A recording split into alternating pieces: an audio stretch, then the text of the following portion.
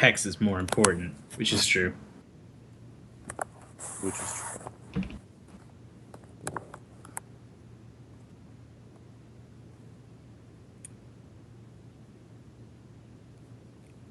All right. Motivation starting up. Currently 5-1 on a delay, so we'll talk a bit about the hands here. That coin flip comes down. Awards Future the choice of player draw, which could matter in a Cressida matchup here. We see the Motivation looking at not the quickest of hands. Chooses to keep. I don't know. If I was playing the Cressida Mirror, that might have been a reason to mull. You have to consider what deck you're playing against here. Yeah. Future leads with the Wild, also keeping his 7. This is definitely a matchup where it feels like being on the play is pretty important. Oh, wow. And being on the play and also having Lyricist, pretty brutal. Yeah, that left Lyricist, the Balloon Lyricist, kind of a strong matchup, especially against the Ashwood Soloist, who, sure, can get the resource, can't really do a whole lot here. Future goes to 5. Titania's Majesty hits Crocosaur, not a calamity. Crocosaur cannot do anything to this board, cannot attack the Ashwood Soloist and the Ashwood Soloist, so it has to just deal its 5 and sit on the board. So the Lithia Lyricist coming into hand for the Motivation hits the board again.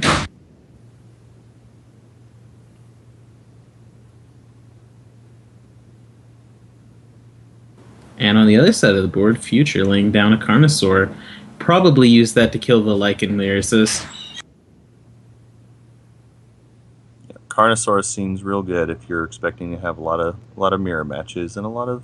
Oh man, just killing off the Mana Dork. So good. The Witch? The Witch?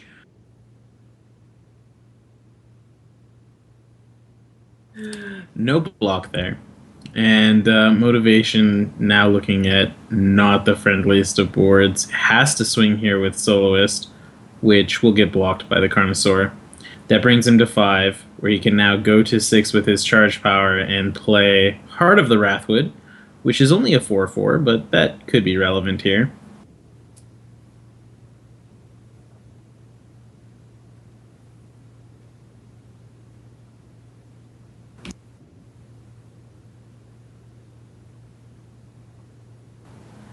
It's a shame, no swing here with the Lithium Lyricist.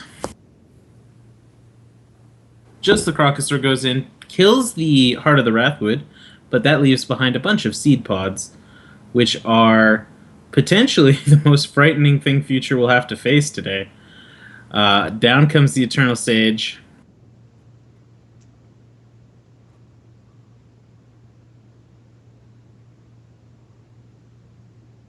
And on the other side of the board, the Tempestuous Blade Dancer, which can attack this turn and has Crush. Thankfully, that Eternal Sage on the Motivation side of the board will slow that down, so we will just see the Crocosaur swing. One of the Seed Pods throws itself in front of the way. Future still having plenty of resources to build up to here, especially because of the... I'm running out of L words to bug Nine Clouds with. Anyway, Titania's Majesty comes down into the board. Crocosaur hits, will deal damage to Future's face, and deal with 2 of his troops here. Yeah, with Future on 4, could make sense to kill off the Accelerator here.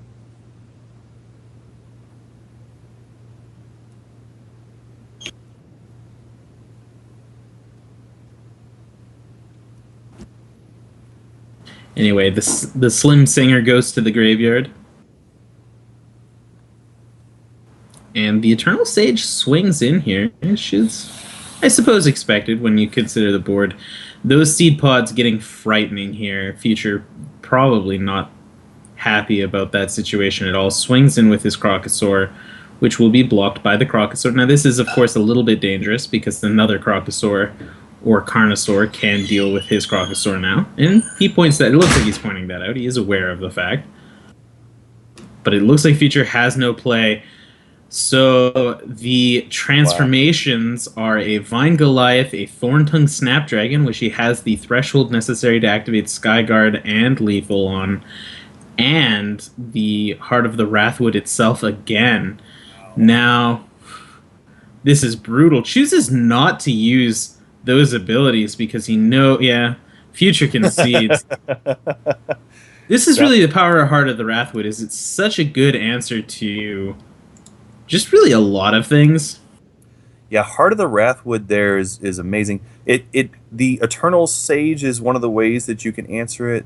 Like maybe if you had enough resources already. Future was still a little bit short on resources to be fair anyway.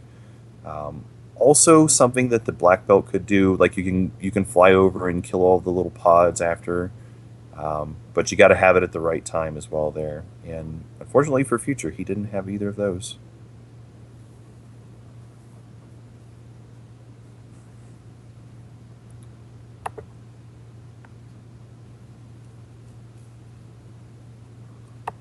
Man, that was a dramatic turnaround. Yeah, that's now we talked about this on the podcast once or twice, but there are very low bad hits with the Heart of the seed Wrathwood. pods. Yeah. Yeah. Seed pods from the Wrathwood. Yeah.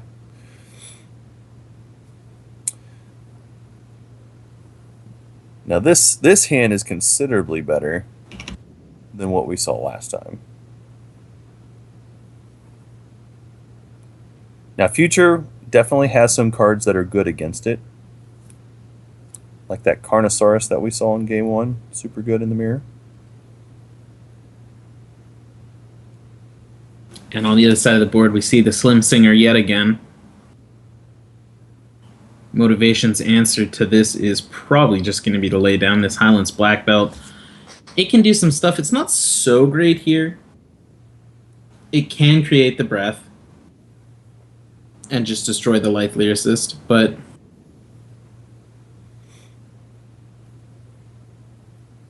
live. Lethe. Live. Live.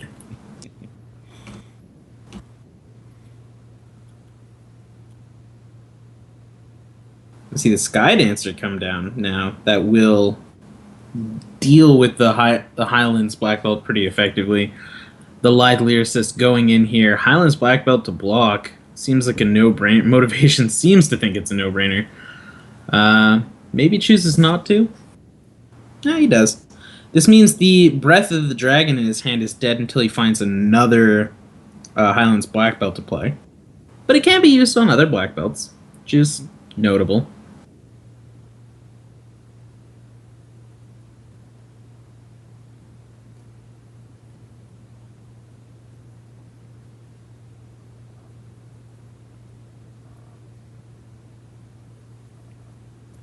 Yep, it is a really interesting choice right there.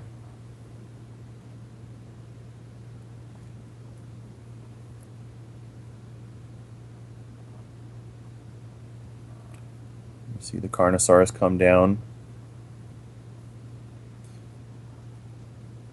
And in hindsight, certainly the better one to play out there. Because you would rather go ahead and trade your Troubadour than just lose your other cards. Ooh. Mm. And Periwinkle on Future side of the board, he's slowly becoming the dominating threat here. Now, of course, Motivation does have an answer with the Crocstar if he And you chooses have to. to. Because just looking at it, like he got the resource last turn, so you know Future's got some kind of 5-drop in hand. Yep. Yeah, something he can play for 5. Something that was worth waiting for Periwinkle, so it's not like a sin. Although it's entirely possible it's just sitting in his hand, a walking calamity, not able to do much. We see the Feral Root Acorn being used here to get a set of health, and Titania's Majesty hits the board. Balthazar will be the pickup here, almost certainly. Gain 6 health, draw 5 cards, deal 1 damage to Future's face. Drawing all these cards, putting him into a strong position to respond to the board. He will get to swing in with the Crocosaur, and now Future's again on the back foot here. Yeah, that Balthasar hit seems pretty strong.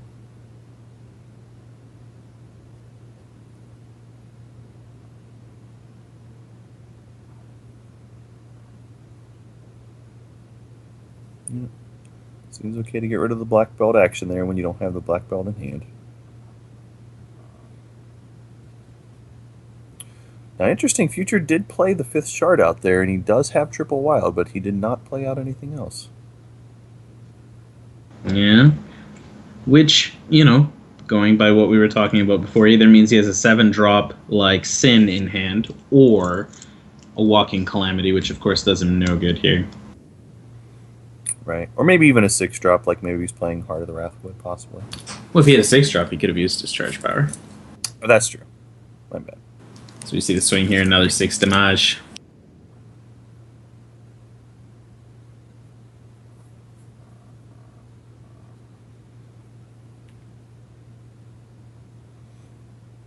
Let me see here. Crocosaur. Crocosaur finally has 2 targets that it wants to hit, both Balthazar and Periwinkle, but the Stinkhorn Soup response, that tech really strong. Getting rid of the Crocosaur in this matchup, we have to wonder if we will see Lethal being used from here on out as a response to the Crocosaur threat. Another charge power used. We see Periwinkle played, double Crocosaur being put down, not necessarily to facilitate any sort of battle damage, but just to say, hey, I've got 3, 5, 6s. What now? Right. Future sitting on very few outs to this situation, would need multiple cards, in fact, and just concedes out here.